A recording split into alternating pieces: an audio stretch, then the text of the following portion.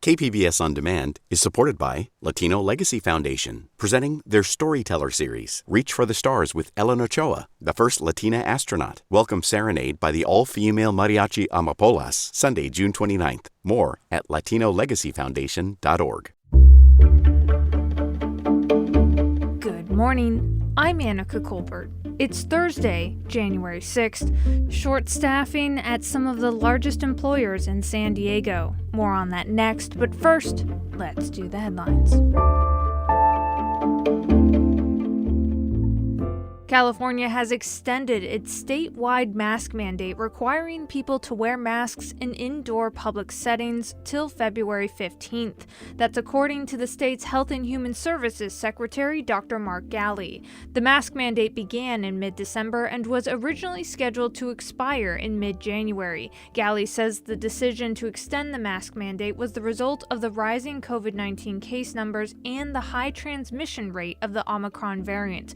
Ghaly says people should consider wearing higher-grade masks rather than simple scarves or loose-fitting cloth face coverings. Meanwhile, San Diego State University says spring semester will begin with virtual classes out of an anticipation of a continuing surge of COVID-19 cases.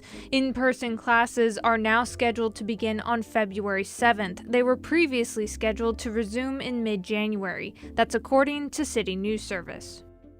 State Schools Chief Tony Thurmond announced plans on Wednesday to help California students coping with pandemic anxiety and learning loss. That includes recruiting 10,000 mental health clinicians and expanding literacy efforts, programs that might already be included in Governor Gavin Newsom's state budget proposal that's coming out next week. And even if these things aren't in the budget, we intend to pursue them fully in legislation, because at the end of the day, they only become law if they go through the legislature and they get voted on by the end of the legislative cycle. From KPBS, you're listening to San Diego News Now. Stay with me for more of the local news you need. KPBS On Demand is supported by Latino Legacy Foundation, presenting their Storyteller series, Reach for the Stars with Ellen Ochoa, the first Latina astronaut. Welcome Serenade by the all-female mariachi Amapolas, Sunday, June 29th. More at latinolegacyfoundation.org.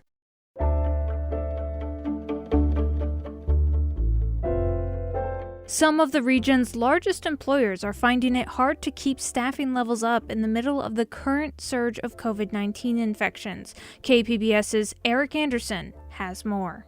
The Omicron variant is now the region's dominant COVID strain, and the virus is driving record numbers of infections. The region's biggest employers, like Sharp Healthcare, are being buffeted by the disease.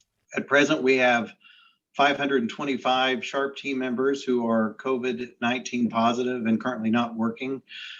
And without a doubt, as I said, the current Omicron surge is exacerbating, which is what has already been a difficult situation in terms of staffing. Sharp CEO Chris Howard says there are fewer people being treated for serious COVID ailments this year compared to last winter's surge, but he says there are fewer people to care for those who need medical help. We have 250 hospitalized patients today versus the 600 we had a year ago. So we're not near the capacity we were this time last year, nor are other facilities. UC San Diego's medical complex is also feeling the crush of new infections. That hospital facility has more than 600 positive COVID tests among staff members in the past week. From the very first patients that we took from Wuhan, China, when the first planes landed in Myanmar, and to now, this has been where I've been the most concerned about where we sit. And it's just because every day so many staff are going out. Mason says 196 UC San Diego health staffers have had positive tests in just the past 24 hours. San Diego firefighters have cut back on services because of infections, and all of the county's largest employers are riding out the wave of infections linked to the rapid spread of the Omicron virus. Eric Anderson, KPBS News.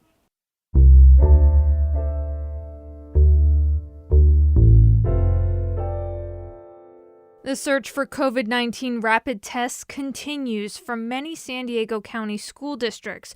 A delivery of test kits from the State Department of Health fell far short of what was requested by county officials. KPBS education reporter MG Perez has more. This truck is headed to the Chula Vista Elementary School District, loaded with COVID-19 at-home antigen rapid test kits. The Poway Unified School District, Escondido Union, and Jamul Dulzura districts scored big too. They were some of the lucky ones. Based on Governor Newsom's December promise to provide 6 million rapid tests to public schools across the state, the San Diego County Office of Education requested 500,000 test kits to cover students here. They got 193,000 of them in these boxes, delivered late Tuesday. The word went out, and within minutes, they were all reserved and then distributed on a first-come, first-served basis today. Hector Corona is the Director of Student Services for the Darnell Charter School in Southeast San Diego, which has 512 students in kindergarten through 8th grade. Anxiety levels a little bit up, especially right now with the surge that's going on. But we're doing as best as we can. We're maintaining the safety protocols, and you know what? We're there to serve our students. Districts that did not get supplied today are now on a waiting list for a future delivery whenever that happens. Nancy Hensley showed up, mistakenly thinking she could get a rapid test for her 8-year-old son. Some people in our household came out positive, and we need to send him back to school, so I want to test him again, just make sure that he's okay. The surge in COVID cases and confusion has forced educators and school officials to change directions constantly.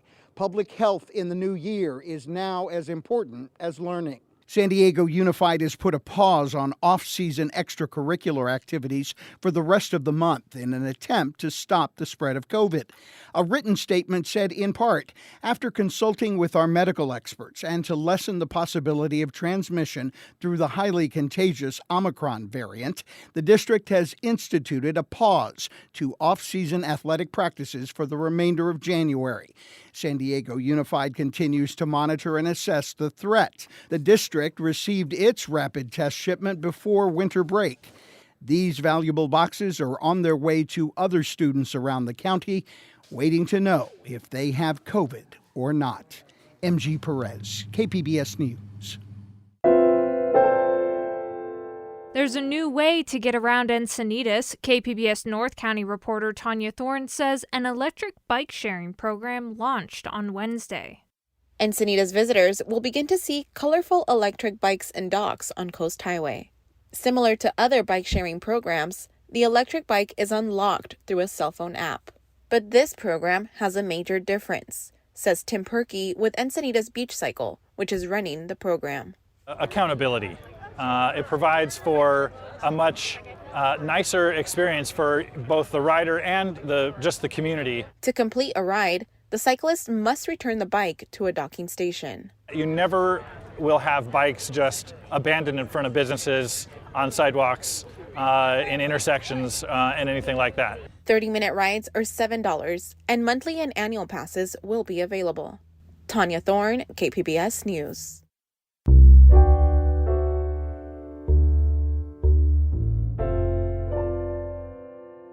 An iconic San Diego landmark is getting some much-needed repairs thanks to a generous donation by a local organization. KPBS reporter Alexandra Rangel has more on the regional landmark.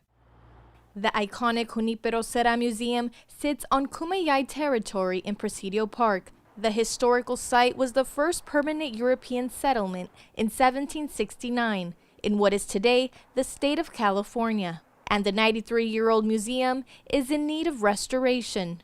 Not long ago, this building was starting to show its age. Mayor Todd Gloria says the Cera Museum is vital in keeping San Diego's heritage alive. This restoration will help further that. It'll attract more people to come to this site and understand the storied history from the original San Diegans to the present day and to the many people in between. The Conrad Prebys Foundation is making sure that happens. They're giving the San Diego History Center $330,000 to restore the north tower and east facade of the Cera Museum. Chair of the foundation, Tony Cortez, says the foundation was pleased to be able to grant the award, as the site is a sacred place for many. I've got a bit of a soft spot in my heart myself for this location. My wife Sarah and I, 43 years ago, were married on the hillside. There's a little concrete footbridge. The restoration work is expected to be completed by mid-February. Work crews are already on site and working on North Tower. While Junipero Serra has become a controversial figure of late, officials did not want to discuss the issue during today's ceremony. Alexandra Rangel, KPBS News. Do you remember the game of Double Dutch? It's a beloved childhood pastime for many. The game includes a group using 2 jump ropes with one person in the middle. KPBS Race and Equity reporter Christina Kim says some local women are reclaiming Double Dutch as adults and creating a healing space in the process. Any given Wednesday night at the Allied Gardens Community Center, chances are you'll hear the sound of music echoing off the basketball court cement. You'll also hear the sound of women all over the age of 40 laughing and playing Double Dutch. I'm excited when I come to Double Dutch. Like when I know it's Wednesdays, you can ask my husband and my son. I'm like, it's Double Dutch Wednesdays. That's Citra Shields, the captain and founder of San Diego's 40-plus Double Dutch chapter.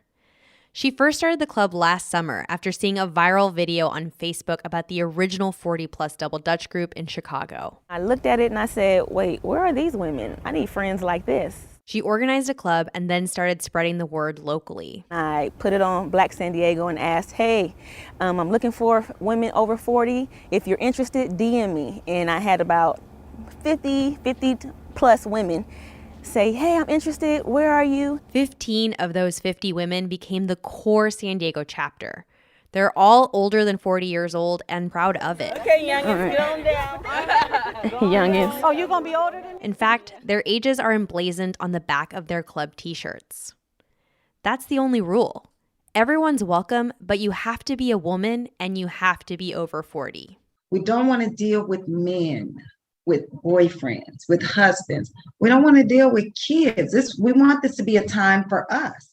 Pamela Robinson is the founder of the first 40-plus Double Dutch group in Chicago, and she oversees over 100 subclubs around the world. Because at the age of 40, you do so much for other people. We're always doing for other people and holding everything together for everybody else. So we need some time to just hold ourselves together. Back in San Diego, Rosa Barr Williams has been part of the group since the beginning. I think it's just bringing out the youth in all of us. And that's why I think it's the 40 plus. You know, although you're 40, it doesn't matter. You can still come here, have fun, bring your childhood games with you. The formula is simple. Each time the club meets, they take turns playing Double Dutch. So now, this is just us getting our Double Dutch, our warm up. They hula hoop. We got 40, we got 50, we got 60. And they dance.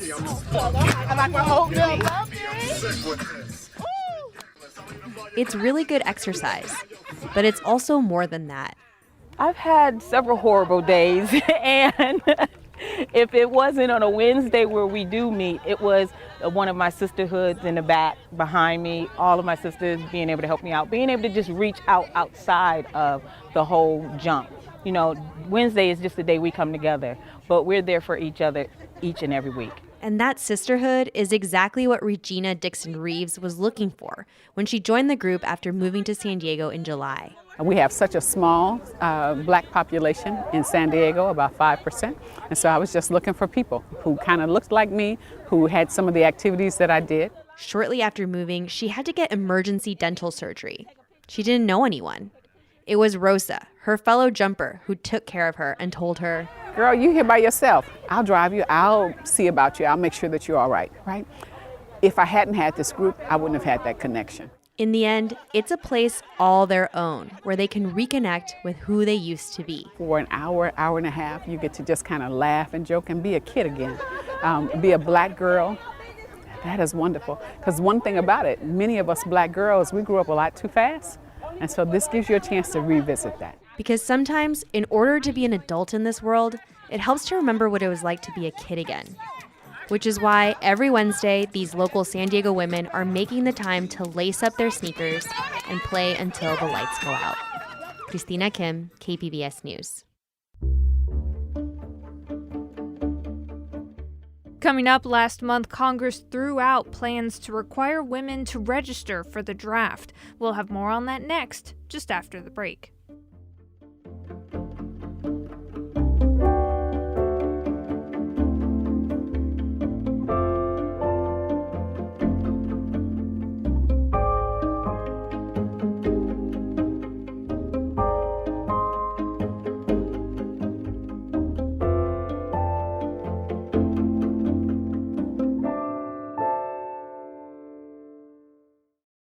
KPBS On Demand is supported by Splatero, helping homeowners pay for home improvements by offering streamlined access to your home's equity with no additional monthly payments or new debt. Splatero provides a lump sum payment in exchange for a share of your home's future value. Pre-qualification available at splatero.com.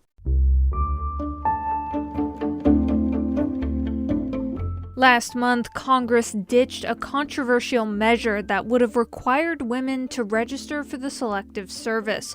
Men must register when they turn 18 and can be forced into the military if the U.S. ever reinstated the draft. But supporters of gender-neutral registration say they'll keep working to include women. Desiree Diorio reports for the American Homefront Project. It was the closest the country has come to requiring women to register for the Selective Service. The House of Representatives and the Senate Armed Services Committee approved the historic change as they debated the annual defense spending package. Then it got stripped out during closed-door negotiations. Support for the requirement has united unlikely political allies. Democratic Senator Kirsten Gillibrand from New York, a member of the Armed Services Committee, calls it a gender equality and a national defense issue. To say only men are needed in that moment of national emergency is outrageous and obscene. Gillibrand says she's determined to get the law passed, whether that's through annual defense spending or a standalone bill. Republican Senator Joni Ernst from Iowa also backs the measure. The Army veteran says a draft is very unlikely, but women would be essential in any future conflict. She could also choose to serve in a cyber unit where she is sitting behind lines where she's safe, but certainly working to disrupt the enemy. All of these jobs are important. The call to include women in the Selective Service has picked up steam as women have expanded their footprint in the military. While congressional Democrats are largely united on the issue, Republicans are split. Republican Georgia Congresswoman Marjorie Taylor Greene said at a September meeting of the House Rules Committee that women would be unfairly disadvantaged if forced to fight. Men and women are not physically the same, and women do not possess an equal opportunity to survive on the battlefield in direct combat with battle-hardened men. And I can say that as a woman who can deadlift 300 pounds, can do more pull-ups than anyone else in this room, and run faster than any of you. The push to require women to register with the Selective Service reflects a report last year from a commission Congress created. It recommended Congress keep the Selective Service in place as a last resort in case the U.S. faces a threat too big for the all-volunteer military to handle. And it said women should be required to register too. Republican former Congressman Joe Heck from Nevada served as chairman. Congress has once again shirked their responsibility to answer an important question that they themselves raised, that they chartered a commission to review, which commission returned a report with a recommendation that both houses accepted in their respective drafts, only to have it taken out as a political maneuver. Meanwhile, some feminist groups are calling on Congress to dismantle the Selective Service system altogether.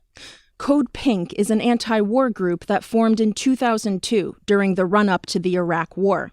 National Director Carly Town says supporters of expanding the Selective Service use false feminist language. It's premised on the idea that gender equality means expanding the opportunity for women to be coerced into joining the U.S. military. Our take is abolish it for everyone. That is true gender equality. This summer, the Supreme Court rejected a case that argued the all-male selective service is discriminatory. The justices said the issue was for Congress to decide. Former Congressman Joe Heck hopes now the Supreme Court will revisit the issue. And that was Desiree Diorio reporting from Long Island. This story was produced by the American Homefront Project, a public media collaboration that reports on American military life and veterans. Funding comes from the Corporation for Public Broadcasting. That's it for the podcast today. Be sure to catch KPBS Midday Edition at noon on KPBS Radio, or check out the Midday Edition podcast. You can also watch KPBS Evening Edition at 5 o'clock on KPBS Television. And as always, you can find more San Diego news online at kpbs.org. I'm Annika Colbert. Thanks for listening, and have a great day.